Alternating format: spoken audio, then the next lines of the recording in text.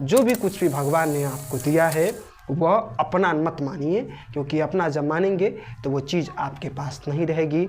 चाहे तन हो, चाहे मन हो, चाहे धन हो, जब भी आप इसे अपना मानेंगे तब भगवान आपको ये ज़रूर एहसास करवा देंगे कि ये आपका कुछ भी नहीं है, या फिर तन आपका नहीं है तो मृत्यु किसी की देख लीजिए। देखिए तन किसका है, जो मरा वो भी कहता था कि यह सब कुछ मेरा है, मगर अब वो नहीं रहा तो अब किसका वो चीज़ है। धन, जिस धन पर वो अत्यधिक गुमान किया करता था, जिस धन पर उसके पास अत्यधिक गुमान था, वह जब मरा तो क्या अपने साथ नोट की गड्डी पर उसकी जो डेड बॉडी थी उसको वहाँ पर रख करके जलाया गया? जी नहीं, कुछ भी नहीं लेकर के गया, खाली हाथ आया, खाली हाथ गया। चाहे सिकंदर हो, चाहे एक आम इंसान। कहने को तो कह देते हैं कि तेरा तुझको अर्पण क्या लागे मेरा, परंतु हम लोग यह मान करके बैठे हैं कि जो कुछ भी है वो सब कुछ हमारा है, और हमें ये पता है कि यह संपत्ति हमारी है। तन मन धन जो कुछ भी प्रभु सब कुछ है तेरा, तेरा तुझको अर्पण, तेरा तुझको अर्पण क्या लागे मेरा प्रभु, क्या लागे मेरा। हम लोग भगवान की जब आरती गाते हैं तो जगदीश की आरती गाने के क्रम में हम लोग कहते हैं कि तन मन धन जो कुछ भी है प्रभु सब कुछ है तेरा, तेरा तुझको अर्पण क्या लागे मेरा। परंतु आरती की इन पंक्तियों को हम लोग केवल पढ़ते मात्र हैं, और जब भगवान के श्री चरणों में अपना तन मन और धन समर्पित करते हैं तो कहीं न कहीं दिखावे के उद्देश्य से हम लोग भगवान को भी ठगते हैं। यह कहना तनिक भी गलत नहीं होगा। न तो तन भगवान के प्रति समर्पित रहता है जब पूजन करते हैं, न ही मन समर्पित रहता है, और धन यदि समर्पित करते भी हैं तो वह भी केवल दिखावे के उद्देश्य से, ताकि कोई ये न कहे कि हम पूजा श्रद्धा भाव के साथ नहीं कर रहे हैं। अर्थात हम लोग पूजा श्रद्धा भाव के साथ कर रहे हैं, इस बात की सूचना देने के लिए हम लोग अत्यधिक धन हम लोग कहीं न कहीं पूजन पाठ में खर्च करते हैं, अथवा दिखाने के उद्देश्य से। अब आप कहेंगे कि पूजा पाठ में खर्च करना क्या गलत है?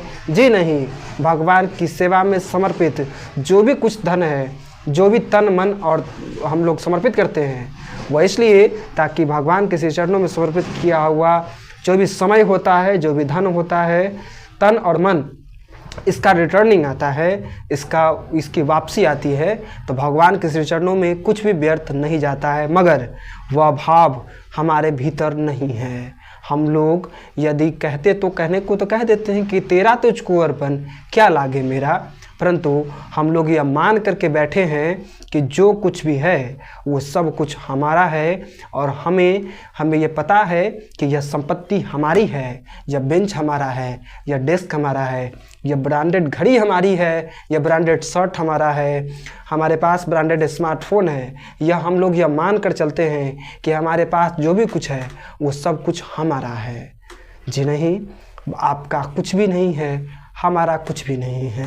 ये सब कुछ के देनदार जो हैं वो हैं, और भगवान का ही सब कुछ है। हम लोग यह जानते हैं मगर मानते नहीं हैं। जैसे कि पता सबको है कि इस दुनिया से जाना सबको एक दिन है, मगर यह मानता कोई नहीं है। सबको लगता है कि हमने अमृत का सेवन किया है और हम लॉन्ग टर्म तक ज़्यादा से ज़्यादा समय तक हम इस धरा पर रहने के लिए आए हैं।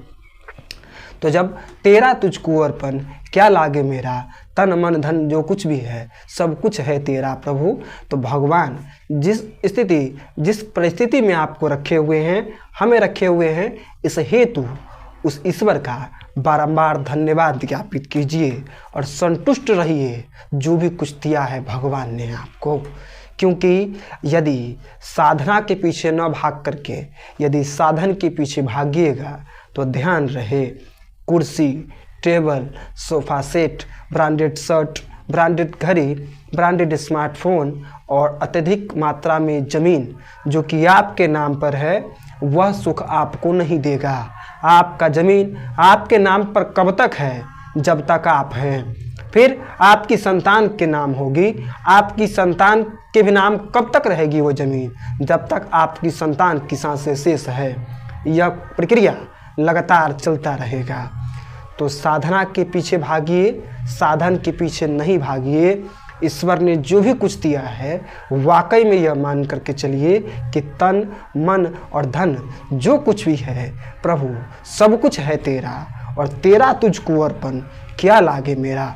और भगवान जो भी कुछ दे रहे हैं उसका कुछ हिस्सा पूरे समर्पण भाव के साथ और बिल्कुल भी मन में छल कपट प्रपंच न रख करके भगवान का दिया हुआ धन भगवान को ही समर्पित कीजिए। भगवान ने जो तन दिया है इस तन का सदुपयोग करके भगवान के श्री चरणों में अपना तन समर्पित कीजिए। भगवान हर वक्त में हर प्रकार से हमें कहीं न कहीं कुछ न कुछ बेहतर सीख देते हैं।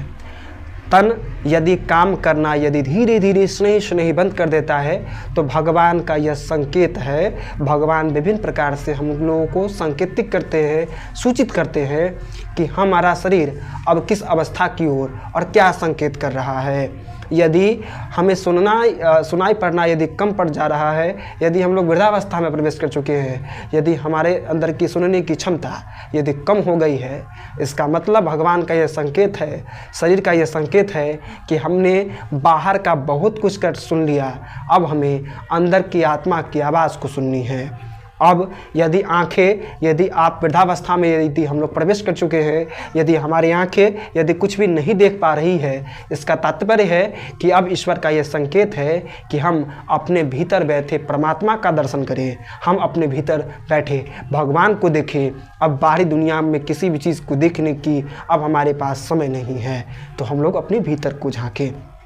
यदि दांत यदि कहीं न कहीं झड़ चुके हैं, तो वृद्धावस्था में हम प्रवेश कर चुके हैं, हमारे पास एक भी दांत यदि नहीं है, तो यह बात का संकेत है शरीर का कि अब कोई भी बाहरी भोजन जो कि सुपाच्य नहीं है उसको लेने का समय अब नहीं है। क्योंकि जब तक शरीर की पचाने की क्षमता थी तब तक ये शरीर हर प्रकार के भोजन को पचा सका, मगर अब नहीं।